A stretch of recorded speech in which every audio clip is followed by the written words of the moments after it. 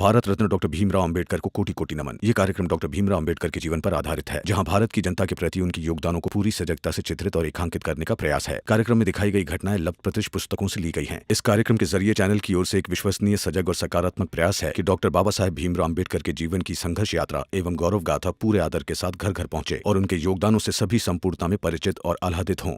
छात्रों में विद्या, विनम्रता और शील जैसे मूल्यों का संस्कार करना ही महाविद्यालयों का मुख्य उद्देश्य होना चाहिए।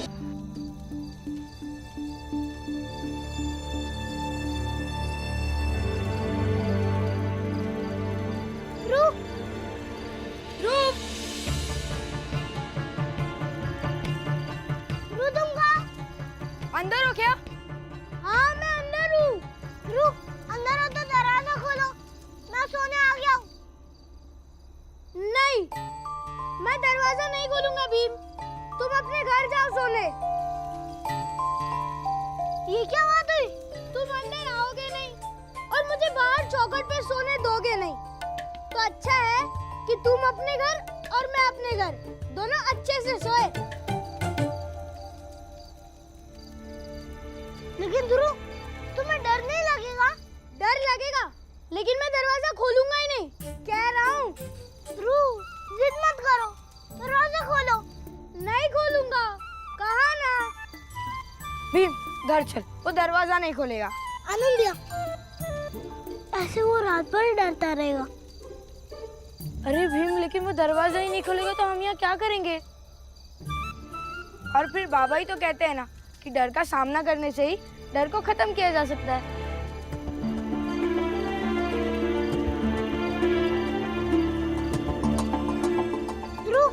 ठीक है, मैं जा रहा हूँ। हाँ ठीक है, जाओ। और हाँ, सुबह आ जाना। तुम्हारा गिलास संभाल के रखा है, तुम दूध पीना और मैं चाय पीऊंगा। और हाँ, तुम नहीं आए तो मैं आ जाऊंगा, ठीक है? ठीक है।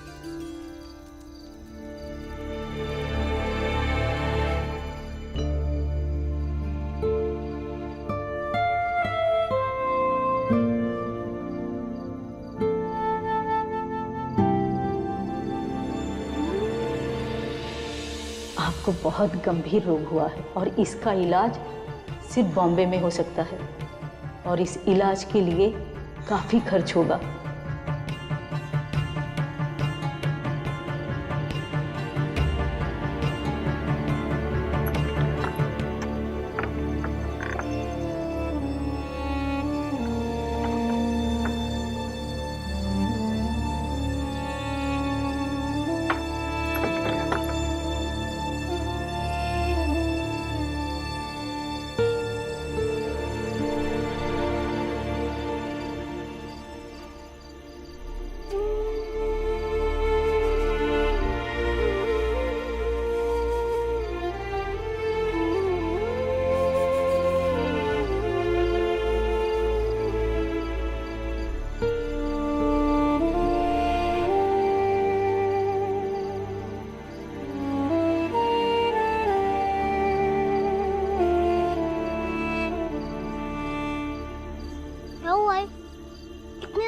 क्या कर रही हो?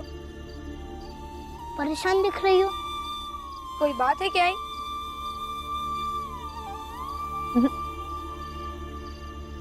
कोई बात नहीं है, ऐसी नींद नहीं आ रही थी तो बाहर आके बैठ गई। इतने सालों से मैं भाभी को जानती हूँ, दिन भर काम करने के बाद इतना थक जाती है कि बिस्तर पर जाते ही सो जाती है। आज नींद नहीं आ रही है। ऐसा तो इनके साथ तब भी होता है जब वो परेशान होती है, और आज तो भैया को नौकरी भी मिल गई है। अब क्या परेशानी हो सकती है? आई, अंदर चलो, सो लेते हैं, नहीं तो ठंड लग जाएगी। तुम लोग वापस कैसे आ गए? आई, वो दरवाजा ही नहीं खोल रहा था तो हम क्या करते? क्यों नहीं खोला? अपने डर से लड़ने के लिए। क्या? आई, वो कह रहा था कि जब तक तुम अंदर नहीं आओगे तब तक मैं दरवाजा नहीं खोलूंगा, और मैं अंदर जा नहीं सकता था। उसने दरवाजा नहीं खोला है, तो इसका ये मतलब है कि वो अपने डर से लड़ना चाहता है। और बाबा ही तो कहते हैं ना कि अपने डर से लड़ना चाहिए।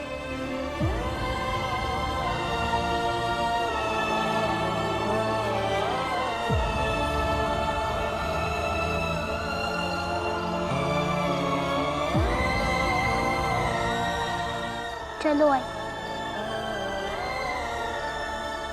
आई चलो ना। आपको पता है ना कि जब तक मैं ये नहीं पकड़ता तब तक मुझे नींद नहीं आती।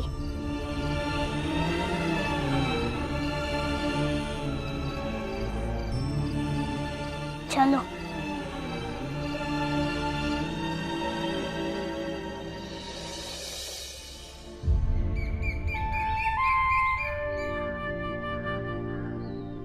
तुलसा, मंजुला,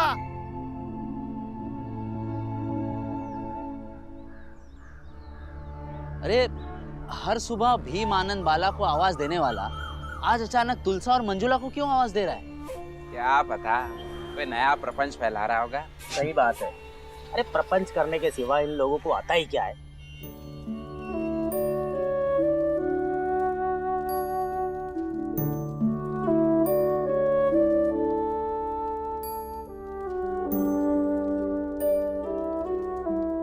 अरे भीम बस कर। और कितना तैयार करेगा मंजुला को? मंजुला दीदी स्कूल जा रही है और स्कूल तैयार होके जाना चाहिए। भीमराव कह रहा है ना तो एकदम सही है।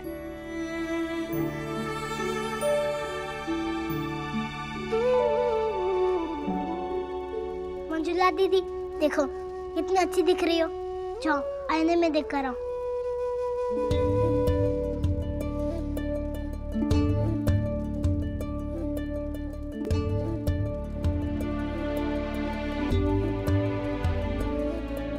अरे तुलसा, तू ऐसे खुले बालों में जाएगी स्कूल?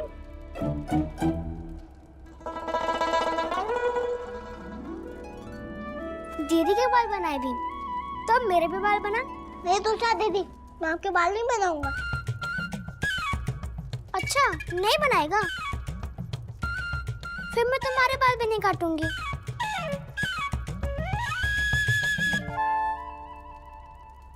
डराओ मत तुलसा दीदी, आप बाल नहीं काटोगे तो और कौन काटेगा? आओ बाल बना देता हूँ।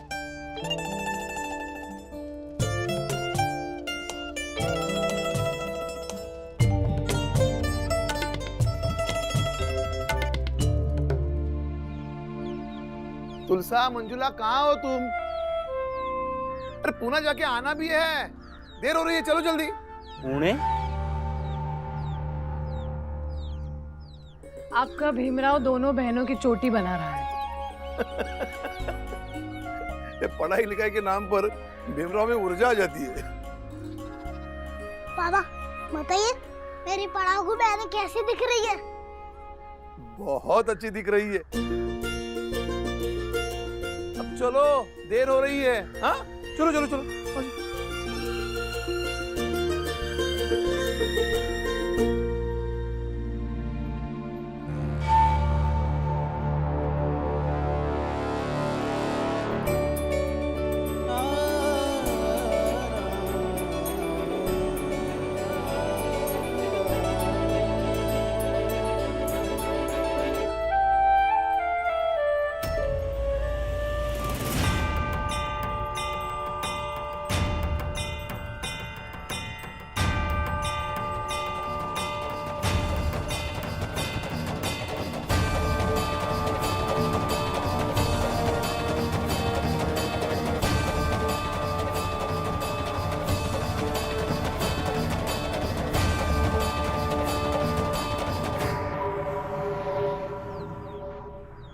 अरे कहाँ जा रहा है राम जी सकपाल?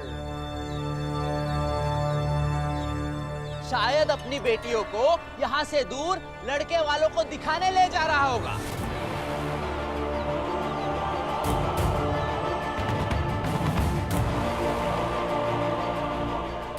अब आसपास के लोग तो इनसे रिश्ता बनाने से रहे, इसलिए जा रहा होगा किसी को ठगने।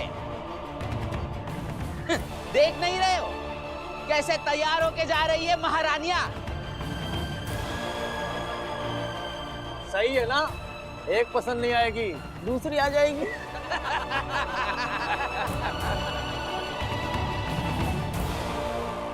कोई जरूरत नहीं है किसी को कोई जवाब देने की। देखो, चूजे की अम्मा चूजे को समझाई।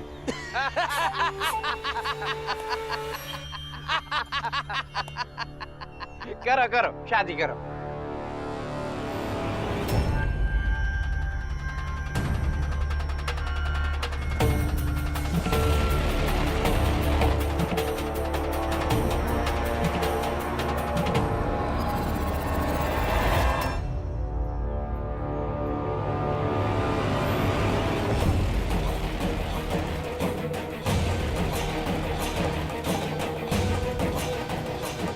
बाबा शादी करवाने नहीं, परीक्षा का फॉर्म भरवाने ले जा रहे पुणे।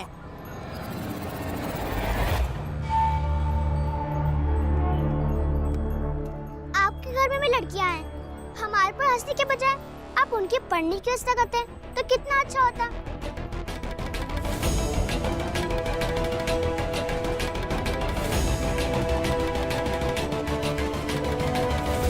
जान दो बच्चों, इनका कसूर नहीं है। इन्हें अभी तक पढ़ाई का महत्व पता नहीं।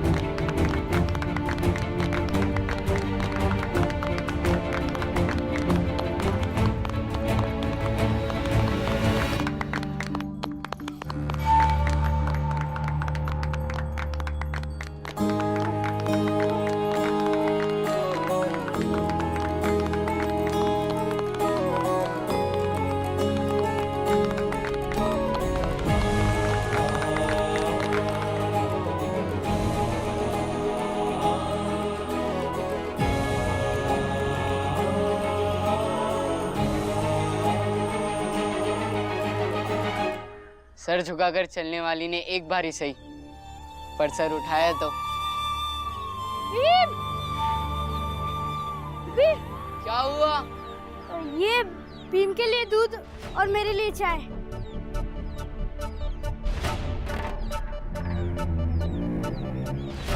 कहा था ना साथ बैठ के पीते हैं।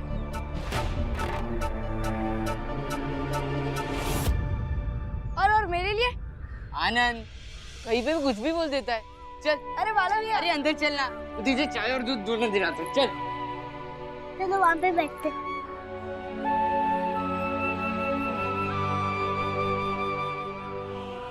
लो भी तुम्हारा दूध। तुम मेरे गिलास में भी दूध लाए हो ना? हाँ भीम, कितना सोचते हो तुम।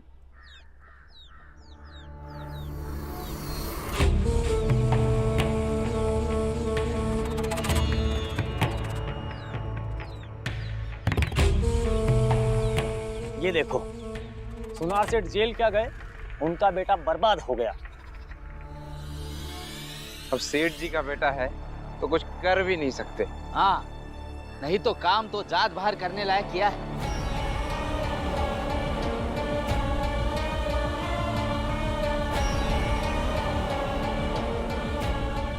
क्यों नहीं करवा सकते? एक बार सुनार जेल से बाहर तो आ जाए, शुद्धिकरण करवाएंगे। पूजा पाठ करवाकर पूरे समाज को प्रीति भोज देना पड़ेगा। उसके बाद ही सुनार का बेटा जात में आ पाएगा।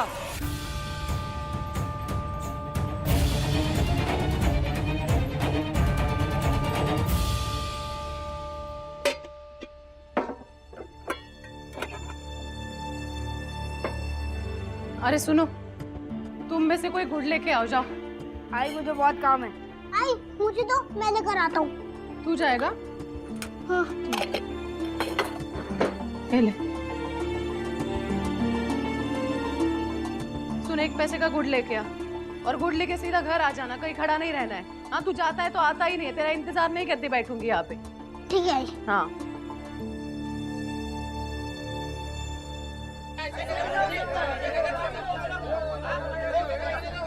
शांत रहिए आप लोग, चुप हो जाइए, शांत रहिए। देखिए, सेठ जी जेल से बाहर आने के बाद उनके बेटे के बारे में बात करेंगे, लेकिन अभी बात राम जी सकपाल की बेटियों की है। अरे जरा सोच कर तो देखो, कितना गलत कर रहा है। अब राम जी सकपाल अपनी बेटियों को पढ़ाएगा और उसे देखते देखते फिर सारे गांव की लड़कियां पढ़ेंगी। इससे सामाजिक संतुलन नहीं बिगड़ेगा क्या?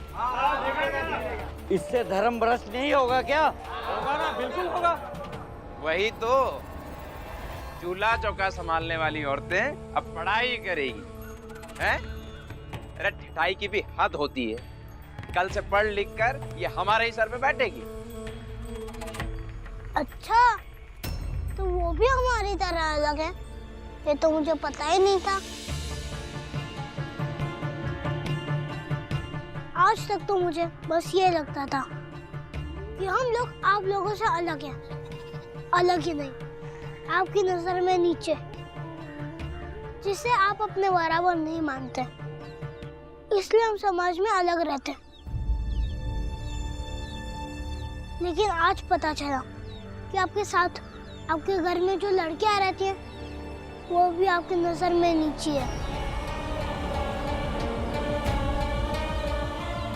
उन्हें भी आप अपने बराबर नहीं मानते। आप उनके साथ भी हमारे जैसे व्यवहार करते हैं। उन्हें भी हमारी तरह पढ़ने नहीं देना चाहते, ताकि वो हमारी तरह कमजोर बने रहे।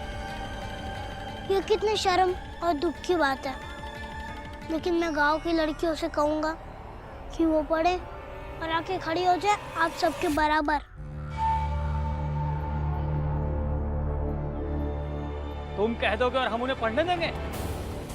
उनकी जगह चूल्हे चौके तक सीमित है और बेहतर होगा कि वो वहीं तक सीमित रहें। औरतों और मर्दों में फर्क होता है, समझे? हाँ समझा कि आपने इस समाज को कितना बांट के रखा है।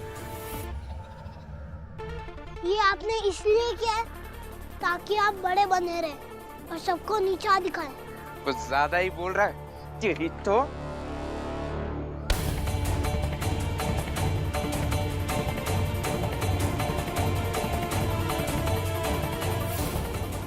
खबरदार, जो कोई भी आगे बढ़ा है तो सर फोड़ दूंगा।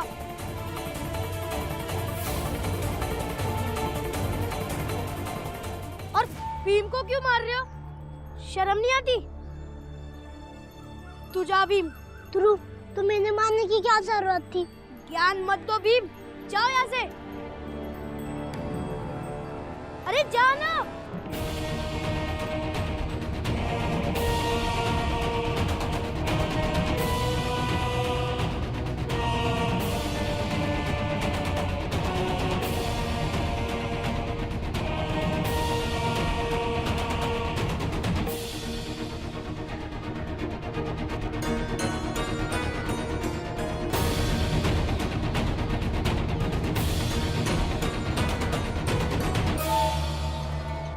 अब हम और शांत नहीं रह सकते, वरना एक दिन अपने ही गांव में हम इन लोगों के गुलाम बन के रह जाएंगे और ये बाप बेटे मिलके हमारी सामाजिक व्यवस्था तहस नहस कर देंगे।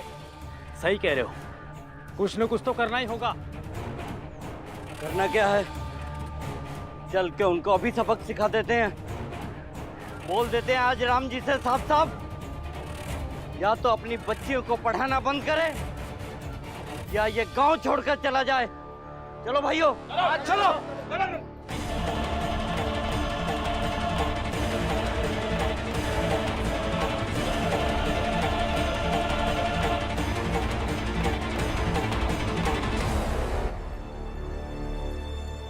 अरे सुना क्या? गांव में बवाल हो गया है। कैसा बवाल? वो राम जी सकपाल है ना, वो अपनी दोनों बेटियों को परीक्षा का फॉर्म भरवाने ले गए। पुणे के सावित्रीबाई फुले बालिका विद्यालय में। उसे हमें क्या? क्या बात कर रही हो? वो दोनों अब स्कूल जाएंगे, पढ़ाई करेंगे।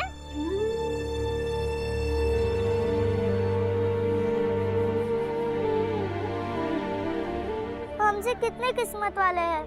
हमारे पास खाने को, पहनने को सब कुछ अच्छा है, लेकिन फिर भी हमारे माँ बाप हमारे लिए ये नहीं सोचते। और उनके पास खाने को, पीने को, पहनने को इतना अच्छा नहीं है, फिर भी उनके माँ बाप कितना अच्छा सोचते हैं उनके लिए। हाँ तो लड़के आए हम, हमारा काम क्या है? सुबह से शाम तक बस माँ की मदद करना, खाना, बर्तन, बस घर की सफाई करना। हाँ, और जब थक जाए तब बाहर थोड़ा खेल लेना, ताकि रात का खाना वाना ढंग से बना सके। और यही सब तो करना जिंदगी भर। कितना अच्छा होता ना कि हम भी स्कूल जाते, किताब पढ़ते।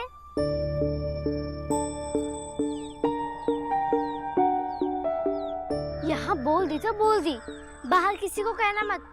पूरा गांव गुस्से में है। सब लोग रामजी सतपाल को मजा चखाने की बात कर रहे हैं। सच कहूँ तो कभी कभी हमें भी मन करता है पढ़ने का, लेकिन जो सदी से हो रहा है वो गलत थोड़ी ना है। हम इस मामले पर कुछ नहीं बोलेंगे तो सदियों तक ऐसा ही चलता रहेगा।